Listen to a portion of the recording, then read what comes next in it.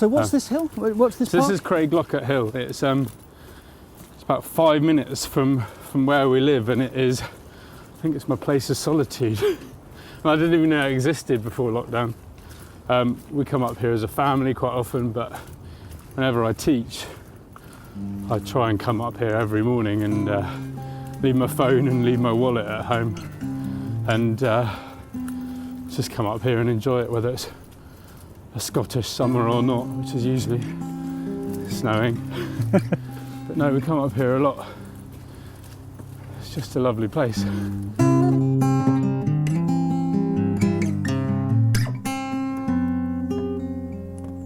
What would you say right now to someone, a friend or family member, if they came to you and said that they felt life wasn't worth living? What if they'd chosen you as the person to speak to cry out for help from? How would you react? It's tough, isn't it? Right now, I'm not sure I know the answer to that. And I hope today we're going to start to learn the answer. For this episode of Speaking of Suicide, I'm in Edinburgh to meet and go for a walk with Christo Hudson. Christo is a former commercial pilot, but when the pandemic took grip on our world and lockdowns became a way of life, like for so many of us, for Christo, life changed very suddenly. Today, he's a mental health first aid and suicide prevention trainer, and it's his story of going from the cockpit to the classroom that I think we can all learn from. I'm Dan Holland, and thank you for choosing to download this podcast. Now, as always, Speaking of Suicide comes with a gentle word of warning. Our intention is always to be open and honest about depression and mental health. But if that makes for a tough listen, remember, you can always press pause. Speaking of Suicide is made in support of and in collaboration with Mikey's Line, and I'll give you their details towards the end of the episode if you do need some support and want to reach out. Christo, we're going to talk about the black box approach in depth in a wee while, but the answers to those questions I asked a second ago, what would you say to someone who wanted help? Because I don't think there is an easy answer to that, is there? What should you do? I don't think it's ever easy, but it's about giving someone the time and space to actually listen to what's going on for them. And someone that is having thoughts of suicide, they don't have to make that decision now. They don't have to make it tomorrow. There is this other option that they can just stop and have a look around and just get that time that they need. It doesn't have to happen now. We always think that someone that is thinking of suicide, that it's just they make a decision like that, but it's not. It's a long, drawn out process. There are so many factors that are involved. I think the biggest thing that people are scared about when they talk to people about suicide is that if we ask them about it, we're going to make them think about it, and we're just not that powerful. And I think when someone comes to you and says that, and yes, it might make you feel uncomfortable, and they throw you this sort of red hot ball, but you just got to hold that ball. That's all you've got to do, and give them permission to talk about whatever is causing them that emotional pain. So we can put all that in context for how much you have learned about yourself and about life. Let's spool right back to the beginning. I said a second ago that you were a pilot. Did you always dream of being a pilot? Every young boy dreams of being a pilot. The reason I laugh is because I genuinely always believed that was what I was going to do for the rest of my life. And here I am not doing that. And I think that's what I find to the point of ridiculous, that I was so driven. And when I was a little boy, I spent all of my spare time getting anything into the air, whether it was a kite, whether it was an aeroplane, whether it was a rocket. my parents telling me, no, don't do it, don't go flying a kite in this wind, it'll end up in the power lines. And it did end up in the power lines. And I was just determined, even at school, when I said, I don't really want to go to university, I'd like to just go and be a pilot. And the housemaster and my parents were all like, you really should get a degree. So I kind of said, all right, we'll go and do that, and went off to university and ended up here in Edinburgh, where we are today, 21 years later. And whilst I was at university, that passion for flying just never went away. It was always there. And I ended up being recruited by the Air Force as a pilot. And it was just the most amazing thing ever. I remember that the recruiter wrote on the back of my application form, it said, an old Etonian with old Etonian views, our system will either make or break him. And it was so poignant, and it was so true, because I went from being quite a shrinking violet to being absolutely driven and knowing exactly what I was going to do. And it was the Air Force that taught me that. Initial flying training and was streamed fast jet, so I genuinely believed that this dream was going to come true, and I was going to go and fly these fast jets.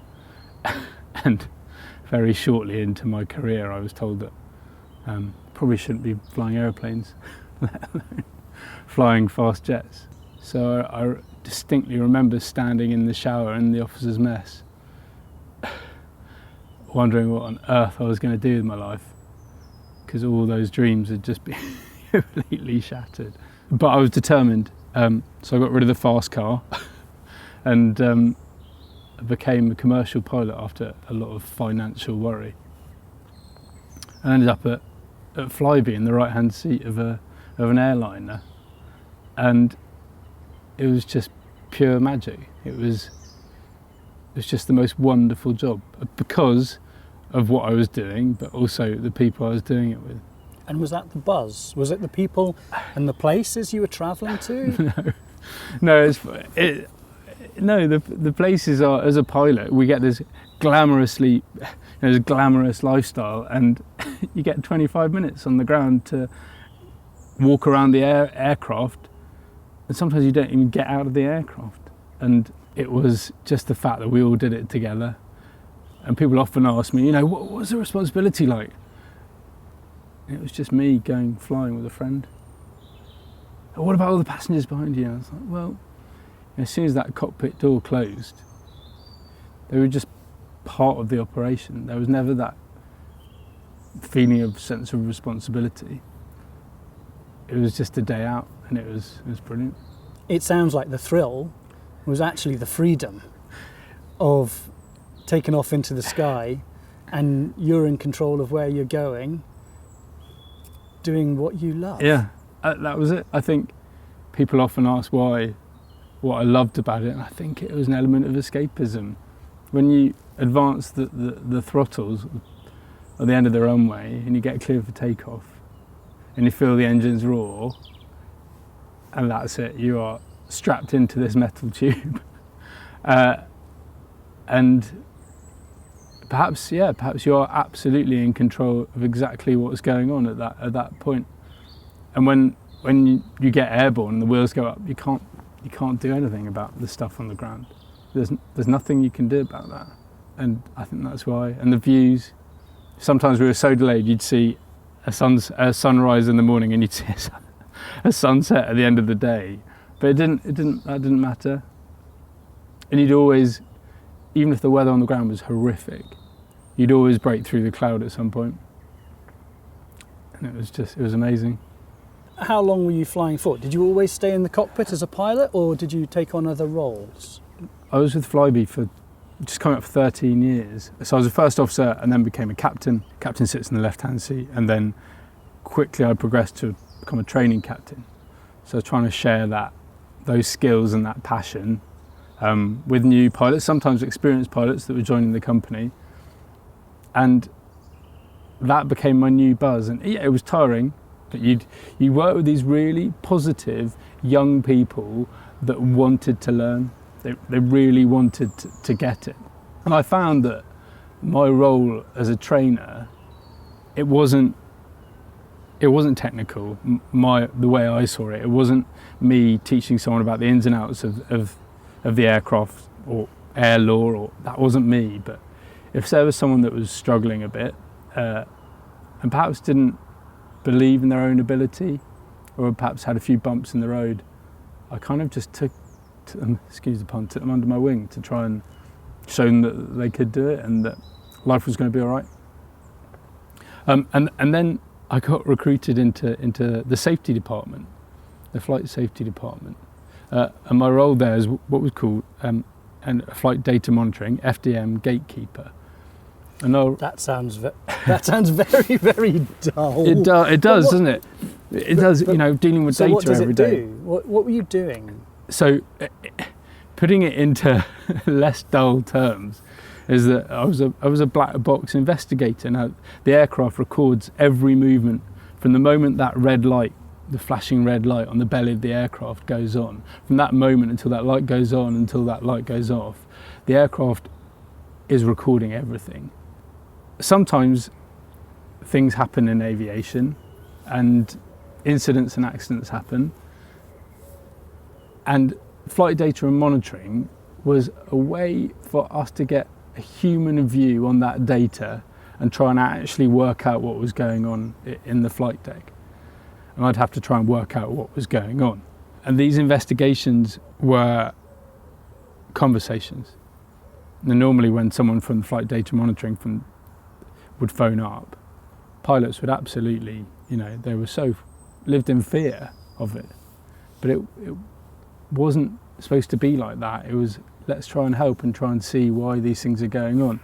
And I found that by having conversations with people, that we found that they were actually human, and we were being asked to operate the aircraft like machines, and you just can't do that. And the role became trying to support people with whatever was going on in their lives. How much of an impact were the everyday stresses and strains that we all have in life influencing those behaviours that you were investigating? Were they influencing it? I think what I found out quite quickly was that when we went to work and we were expected to operate these aircraft like machines, I quickly found out that it was just not possible because of all those things that were going on in people's lives. People hadn't slept, they perhaps had a newborn baby, perhaps they had financial worries, perhaps they had relationship worries, perhaps they were physically unwell. But when that cockpit door closed, that part of our lives was still in the flight deck with us. You couldn't leave it outside. And that's why these things were happening, that people were human. And they just couldn't. You just can't. And that's kind of, people ask me why I do what I do now, and looking back on it, I was always supposed to do this. I just didn't know it. And I think everything I was doing in that role, trying to support those people, kind of led me here. We'll talk in detail about what you're doing now, because it's why we're sitting here having this conversation today, to help us get there. What did you learn? People obviously trusted you to talk to you, to open up to you. What were the keys that you learnt that helped people trust, have confidence in you, in being able to pour out some really, really personal things that might have a huge impact on their career, their life? What tools did you use? Because I think those are probably tools we could all use in everyday life. I think it was about helping people understand that we're all going to make mistakes, but there'll be a reason for it, that there's probably always something going on that leads us to carry out a behaviour. I found out more formally, having since doing that role, that the way we think affects the way we feel, and the way we feel affects the way we behave. And I think in the flight deck, that all those things that were going on outside the flight deck were manifesting themselves in work. And was that as satisfying as sitting in those seats and flying the aircraft itself? That's a tough question. I think the personal kickback when you see someone actually being able to help themselves, perhaps because you've given them the tools to do it, and perhaps you've given them a different way of looking at a problem. I think, yeah, that beats flying. Tell me about the 5th of March 2020. What do you remember of that day? It was a double Manchester rotation, which was actually a really good shift because it wasn't too long. There was quite a lot of downtime on the ground, so you got more than 25 minutes to walk around the aircraft. So from Edinburgh to Manchester, back to Edinburgh, yeah, back to down Manchester, to Manchester, and back then up. And normally we'd land at about 10 o'clock that evening. And I remember I was going to do a line check, so a final check on a new first officer about whether he could join the company and actually fly the aircraft on his own without being under supervision. And I remember checking in, and I'd worked with the guy for a couple of weeks, and he was actually a very experienced pilot, and he'd been made redundant a year beforehand, and he'd come to Flybe for a new challenge. And we flew down to Manchester, and we came back up, and the day seemed to be going swimmingly. And on the route back down to Manchester, just sort of overhead Carlisle, we heard this other aircraft, another Flybe aircraft, being told to divert back to where they'd come from.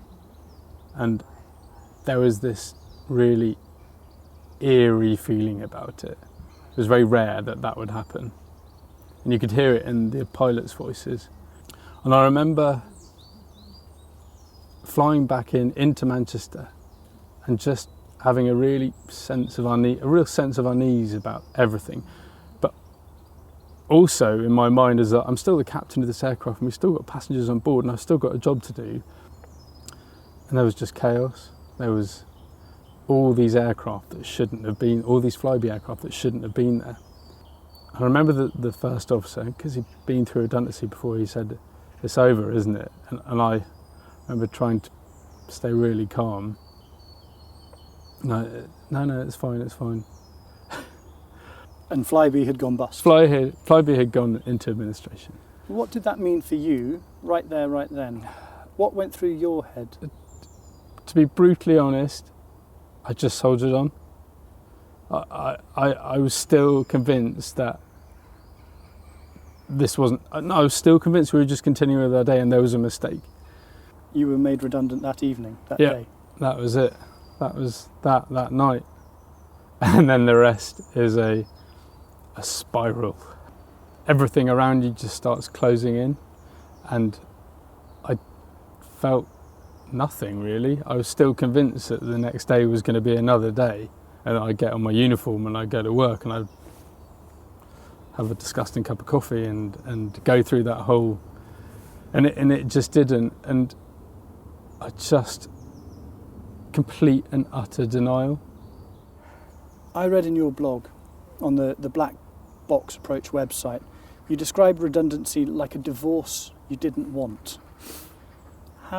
Talk me through how you reacted in those days, weeks and months that followed, because you've already said you were someone who liked control, and control had been taken from you. How did you react? It's like unrequited love. So convinced that I was going back to do that job, and this was just a mistake. We just had our fourth child, and the stresses and strains of that, coupled with this I feel like I've been completely abandoned by someone that didn't love me at all, and just numb, denial, and then angry. I just felt so lost. So I stopped caring really, I stopped. This is 3 weeks before the pandemic hit and the first lockdown. So we got no furlough. We tried to fight for furlough, we didn't get it. Redundancy payments came eventually, but with 4 children and no financial backup, it was very, very stressful. It was really, really tough. So I stopped looking after myself. I grew a really dodgy beard, and I started using alcohol as a coping mechanism. Not during the day, but I still felt that responsibility for my family. But I would just drink to escape whatever was going on. And my redundancy baths, I talk about where I would eat dinner with my wife, put the children to bed, and just drink and sit in the bath. And I'd wake up. Well, sometimes I fell asleep in the bath, but I'd wake up at 2 o'clock in the morning in this cold water, having cried a lot probably, and just lost complete direction. It sounds like you went through, from what you've described, some of the very clear stages of grief. You were grieving for your career. I look back on it as exactly that. It was those stages, the denial, the anger, and then finally this acceptance, and then this looking for hope. And I do remember just thinking, actually, this is going to be all right, and I might never ever fly again, but life's going to be all right. There were lots of people that were looking out for me, lots of people that genuinely cared, and you know, my wife through it all was just amazing. I think that's sometimes a really hard thing to remember, isn't it? When you are feeling as lost as you've described, is remembering that there is always somebody looking out for you. There is always someone who's got your back, isn't there? But in the moment, that can feel impossible. It's like you don't know which way to turn at all. But I always remember my dad. I say it like he's dead, he's not, he's still around. And I love him dearly, but he always taught me that when you really feel like there's nowhere to turn, all you've got to do is put one foot in front of the other. That's all you've got to do. It doesn't matter which direction you go. And I think that's part of how I climbed out of that really dark hole. Just finding that you just put one foot in front of the other. It doesn't matter which direction.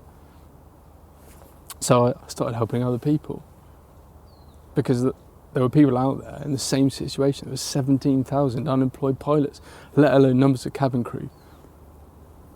Started speaking to people, and I found that by helping them, I was helping myself. And it sounds selfish, but it really helped me, because I knew I was having a really positive effect on those people. And sometimes people just wanted to just talk at me, and I just took the time to listen. And that's kind of how I found out what I wanted to do. And I just want to help people when they're really struggling. Let's just pause. Let's just pause for a sec. Are you all right? Yeah, I'm fine.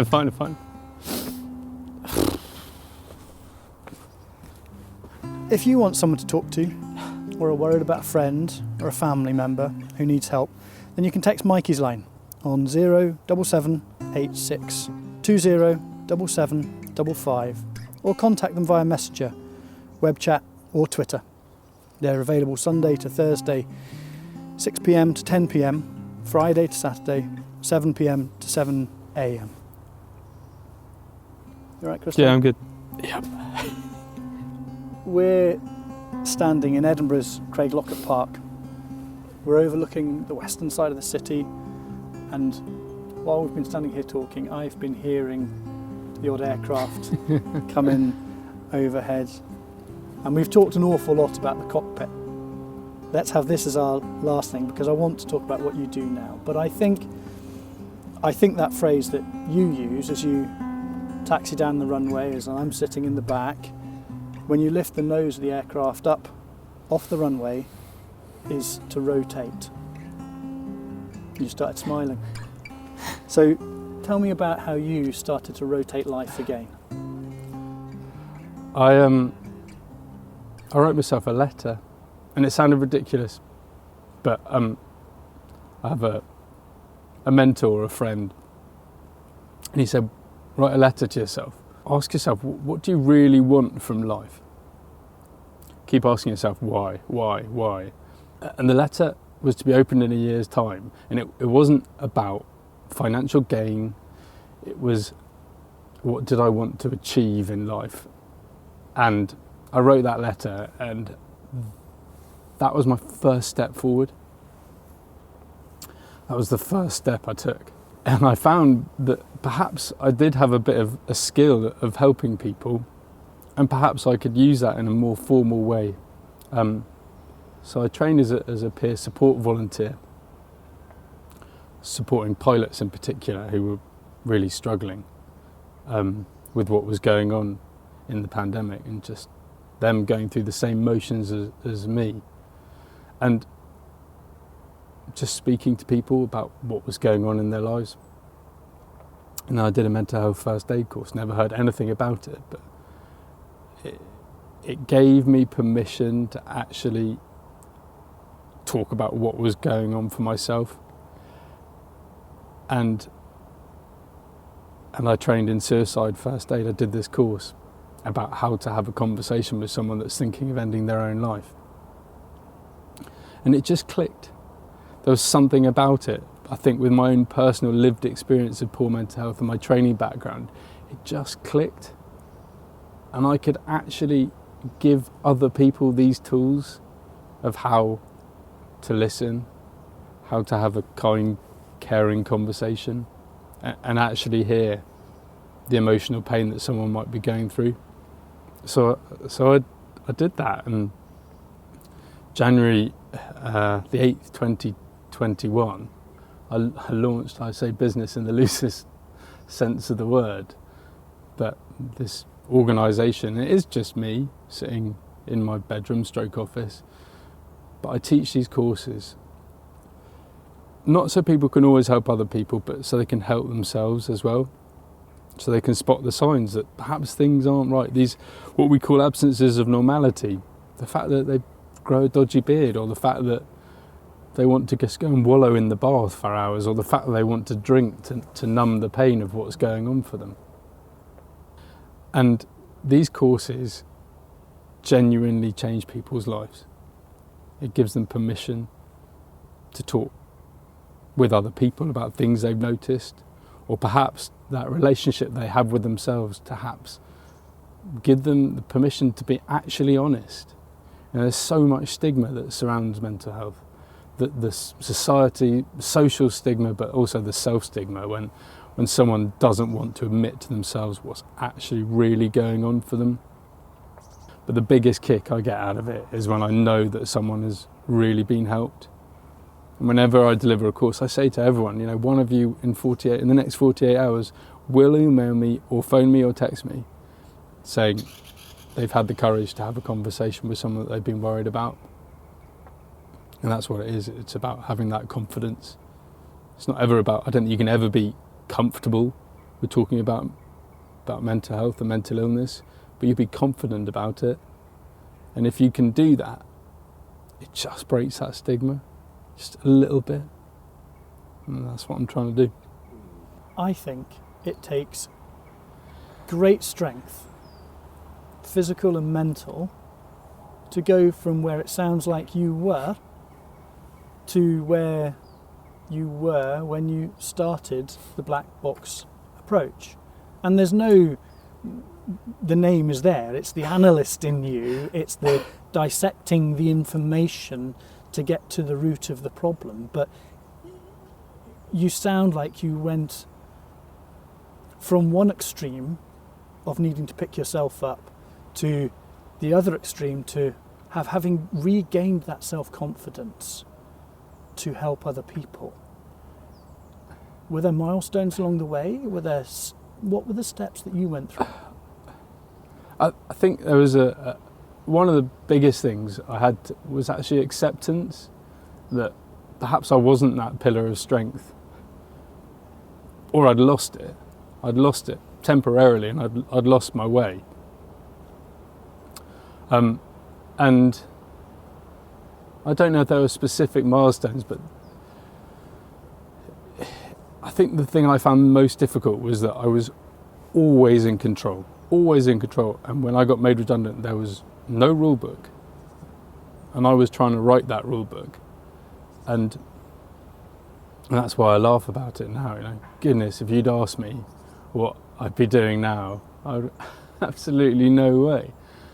But looking back on it, I know I was always supposed to do this. I just didn't know it. It took me a 21-year professional career in aviation to do what I do now.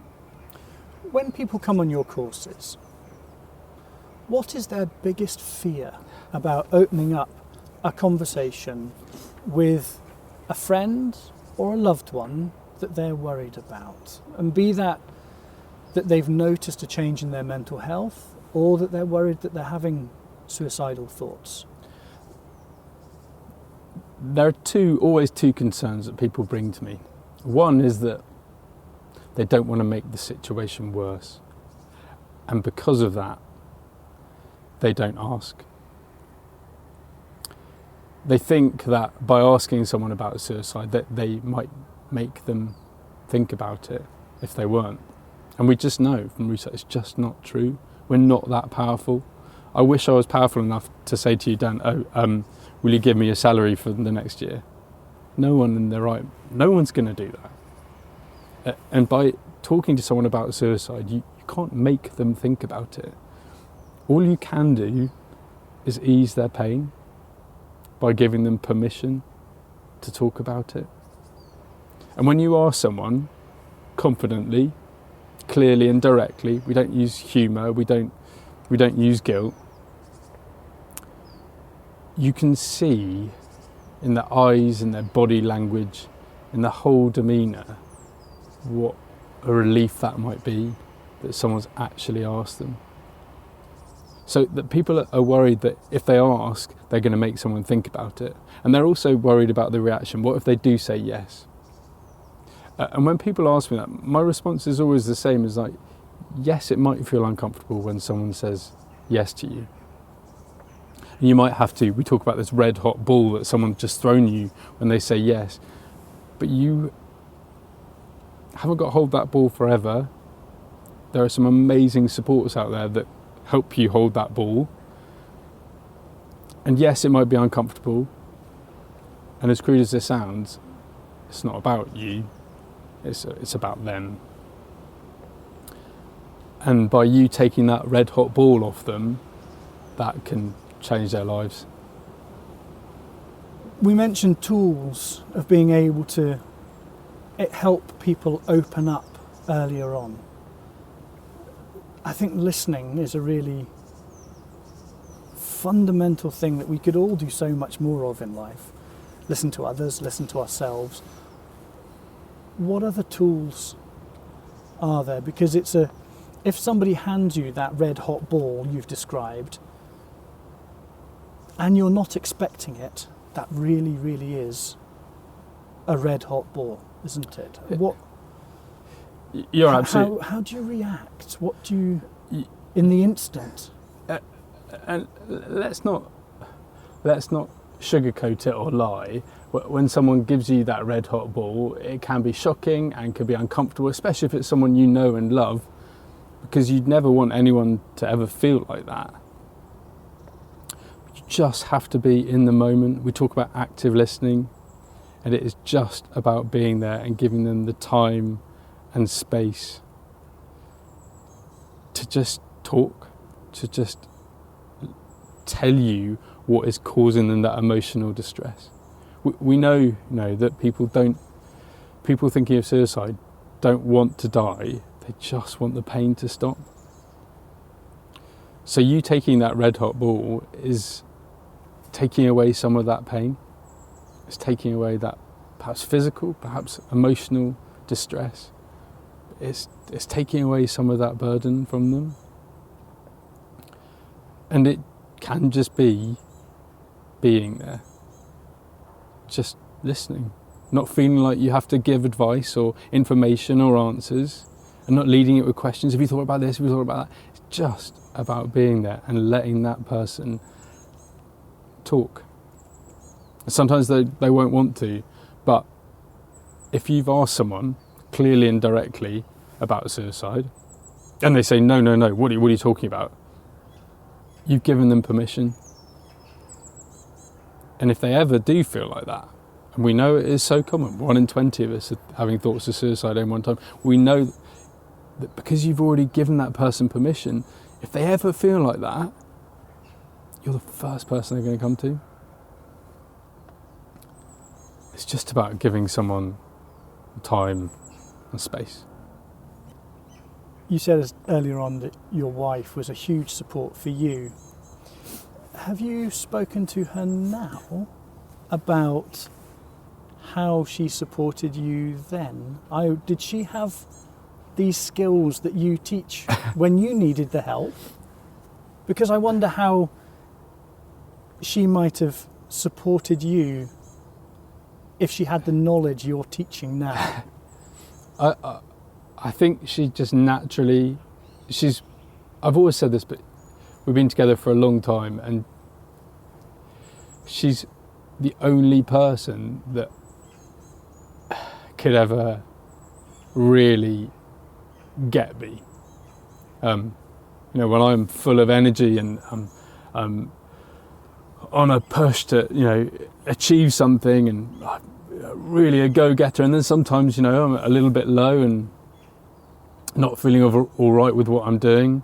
She's the only person that's ever been able to level me, and I don't think she's never learnt those skills. They've just come naturally to her. And when I have a harebrained idea, she'll put me through my paces and say, have you thought about this and have you thought about that? That's probably why we work well together. I'm the one with the vision, and she's the one with the detail, and I think that's why we work. It sounds like a perfect partnership, to be honest. When I've spoken to people before about their mental health, they can tell when they're in a good state, or if they know they're heading to a darker place. Can you feel ebbs and flows in your mental health now? And if so, how do you control it? What do you say to yourself now that you weren't able to say to yourself before? These are things I've learnt from other people, and I think I was quite easily able to self-regulate my emotions despite what's happening today. But there are so many tools that you can use. When you find your mind rolling down that hill, you can hear the cogs working, you can feel your heart beating in your chest. There are tools that everyone can use to stop that. When we talk about catastrophizing, thinking the worst of every single situation, and then when we can realise that they are just thoughts, there's no real fact attached to them. One of them is that we shout stop, or you put on your Alan Partridge voice and go, catastrophic thinking. It's one that I teach. When you find yourself doing that at 2 o'clock in the morning, and you put on a ridiculous voice and you say the word out loud, because it makes that thought seem actually ridiculous. And then you take a breath and you say to yourself, what facts do I have for this thought? It's just a thought. And I find when I am doing that, and I'm stressing about getting people on courses, or whether there's enough loo paper for the children or enough nappies or whatever it is, I just stop and take a breath. And it sounds ridiculous, but it really, really helps. Just in through the nose and out through the mouth, and then observe. What facts do I actually have for this unhelpful thought? And when I've rationalised it, and go, okay, is there any point stressing about it? Can I control it? Can I influence it? Or do I just have to accept it? And then I move on. But at the moment, ever since the redundancy, I'm much more able to spot those signs within myself. And I notice it. I notice perhaps when I'm using alcohol as a coping mechanism, and I don't want to go back to doing that. And I can regulate that now. I've also found one of the tools is by speaking about it. It really helps. It helps me, but it helps other people, because they can go, oh, well, actually, I thought Christo had it all together, and actually, he lost his way a little bit, and it's all right to do that. Even people that are seen as pillars of strength have their weaknesses, and I think by talking about it, it gives other people permission as well. And it's perhaps about being a little kinder to ourselves as well. Yeah, and sometimes it's tough. That's something I'm still having to learn. I keep using the word should a lot. I should do this, or I should be doing that. Should I? Or just keep doing what I'm doing? Christo, thank you. My pleasure. Thank you for sharing your story with us on Speaking of Suicide. If you want to find out more about Christo and the black box approach, then there's a link in the episode notes wherever you get your podcasts. A reminder of Mikey's line: if you or someone you know needs help or advice, you can text them on 07786 207755 or contact them via Messenger, web chat or Twitter, Sunday to Thursday 6 p.m. to 10 p.m. or Friday to Saturday 7 p.m. to 7 a.m. Now here's Shona McPherson from Mikey's Line with a few thoughts for you to mull over. Yeah, what an honest conversation between Christo and Dan. And I think the thing that has struck me from that conversation is thinking about risk factors and protective factors. And on the face of it, Christo's well-educated professional pilot, and we wouldn't sort of automatically, apart from being male and his age, doesn't necessarily fit within a category of a major risk factor for suicide. But then this incredibly stressful life event for him of being made redundant from this job that he says himself was his identity, that his world crumbled around him. And he so vividly, for me, described how difficult that was and the signs that he saw himself, or sees with hindsight, that things weren't right, drinking to escape, not looking after himself, falling asleep in the bath with the bottle of wine. So honest of him to share that in that way.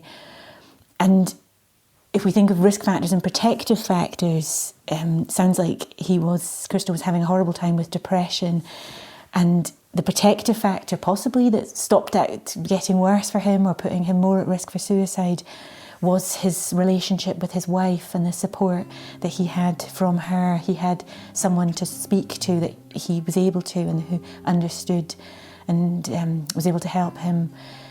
And I guess then if we're listening to this and maybe we recognise some of those behaviours in ourselves, maybe we've had a stressful life event like a redundancy or a loss, a relationship breakdown, and maybe we're beginning to notice that we're not looking after ourselves in the same way, or drinking more than we would like to, or having redundancy baths, as Christo called them. And if we don't have that protective factor of people around us, then we are at risk. We need to reach out and get help from somebody. And if we don't feel we've got somebody, that's when it is really important that we turn to professional organisations, we talk to our GP. And as always, Mikey's Line is here for you every night. So please don't be alone with these difficult thoughts and feelings and behaviours, but rather please get in touch with us. Huge thanks to Shona and all the team at Mikey's Line for the work they do. The podcast platform is supported by D&D Paving Limited. Please do like, share and comment about the podcast. And if you want to get involved by sponsoring an episode or telling your story, you can get in touch with Mikey's Line. Speaking of Suicide is an adventurous audio production. And the music is Nana by Tom Ireland.